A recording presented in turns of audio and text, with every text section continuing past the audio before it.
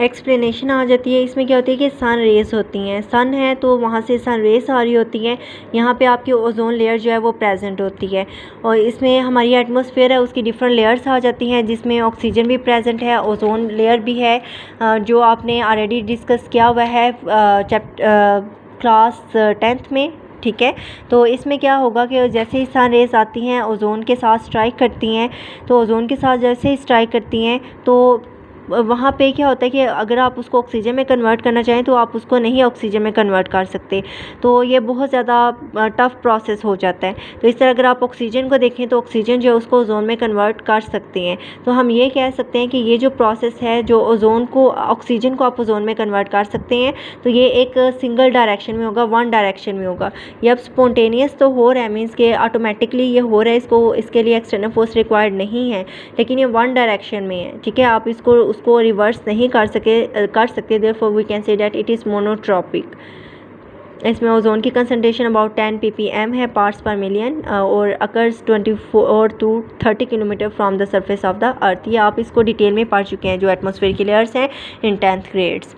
आगे स्ट्रक्चर है ऑक्सीजन का आ जाता है। ऑक्सीजन में ऑक्सीजन टू ऑक्सीजन अगर आप बॉन्डिंग देखते हैं तो वो डबल बॉन्ड होगा, 1 सिग्मा और 1 pi bond.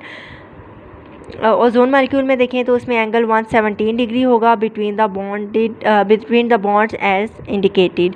Ozone layer stratosphere में प्रेजेंट होती है। ठीक है, इसको भी आप डिटेल में पढ़ चुके हैं। एलोट्रोप्स ऑक्सीजन की अगर आप देखें तो उसकी 2 टाइप्स होती है, एक ऑक्सीजन जो कि डाई ऑक्सीजन आता है, और ये ट्राई ऑक्सीजन। ठीक है, ट्राई एटॉमिक और ये डाई एटॉमिक। ओजोन की करैक्टरिस्टिक स्मेल होगी।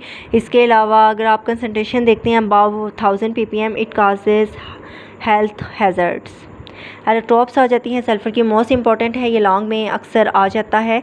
एलोट्रोप्स ऑफ सल्फ़र, सल्फ़र जो है उसकी ये फॉलोइंग एलोट्रोपिक फॉर्म है, रोम्बिक सल्फ़र, जिसको आप अल्फ़ा सल्फ़र भी कह सकते हैं। MCQs में भी पूछा जा सकता है कि जो है वो अल्फ़ा कौन सा है, बीटा कौन सा है, और मतलब इस तरह। ये ब्राइट येलो कलर का होगा and stable below 96 degree Celsius. इसके अलावा क्रिस्टलाइन नेचर होगी और एसिड मॉलिक्यूल से कंपोज्ड होगा। Monoclinic sulphur that is known as beta sulphur, ये भी क्रिस्टलाइन सॉलिड है, stable between 96 and 119 degree Celsius.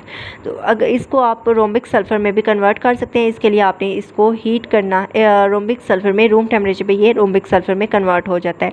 इसके लिए आप क्या करते हैं, हाइड्रोजन सल्फाइड लेते हैं, that is react with oxygen atoms to form water and sulphur.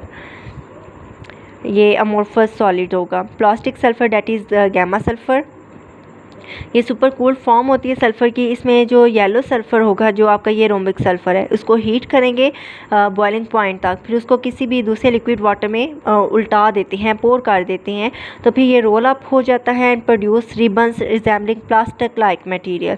तो ये आपकी ट्रू एलोट्रोपिक फॉर्म्स भी नहीं है, क्योंकि इसमें ये बहुत ज़्यादा सॉफ्ट होगा, इलास्टिक इन नेचर है और हाइड्रोजन सल्फाइड में इनसॉल्युबल है। अमोर्फस सॉलिड आ जाते हैं, जिसके जो पहले से डिस्कस है कि ऑर्डरली अरेंजमेंट नहीं होती आयंस एटम मॉलिक्यूल्स की प्रॉपर, इनकी डेफिनेट शेप और साइज, डेफिनेट शेप नहीं होती, डेफिनेट वॉल्यूम नहीं होता, फ्री स्टेट में ये एग्जिस्ट नहीं करते। इसको आप प्रिपेयर कर सकते हैं by passing hydrogen sulphide gas through the water over a long time. Saturation solution जो होगा हाइड्रोजन सल्फाइड का, उसको ऑब्टेन कर सकते हैं is expose to air. Amorphous sulphur जो है वो produced has almost white colour.